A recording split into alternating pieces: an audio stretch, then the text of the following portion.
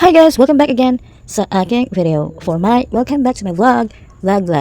Tingnan nyo, ito ay isang continuation lang nung mga upload ko na video. Kung napapansin nyo yung mga upload ko na ganito lang, isa lang itong video guys. At saka syempre, hindi ko siya ina-upload ng straight kasi alam mo na, nagtitipid tayo ng content para marami tayong ma-upload na video kahit na isang content lang. So ayan, ang sarap ng shrimp dito guys sa JJ Marketplace.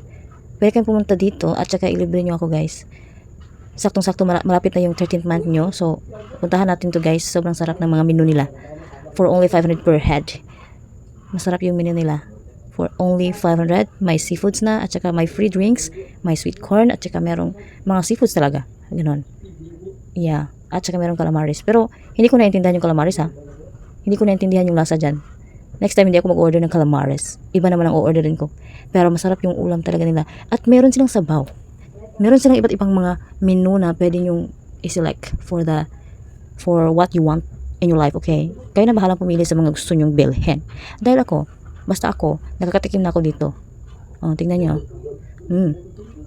Cancel mo na ang diet, guys. Sorry, pasensya naman dahil meron pa namang bukas. So, for now, cancel mo na ang diet. Dahil yun nga, ma-exercise na talaga ako bukas. Mag-exercise na talaga ako bukas at saka I hope na hindi na ito madro-drawing dahil palagi na akong nagpaplano na mag-exercise ako. Pero wala talaga akong space dito sa bahay guys dahil masikip yung bahay namin guys. Siguro kailangan kong bumili ng treadmill. Ano ba yung bibilhin ko? Ano ba? So comment down below kung ano yung bibilhin ko guys dahil mahilig talaga ako sa pagkain guys. Mahirap talaga mag-diet guys, you know? Mahirap talaga. Alam ko hindi lang ako nakaranas nito. Marami din kayo dyan.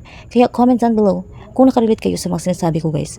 Huwag na kayo mag-deny dyan dahil nasasarpan din kayo sa mga pagkain at ayaw nyo mag-diet, okay? Nakaka-relate kayo sa mga sinasabi ko. Nakaka-relate kayo sa mga sinasabi ko. Thank you for watching this video. See you in my next vlog. Bye.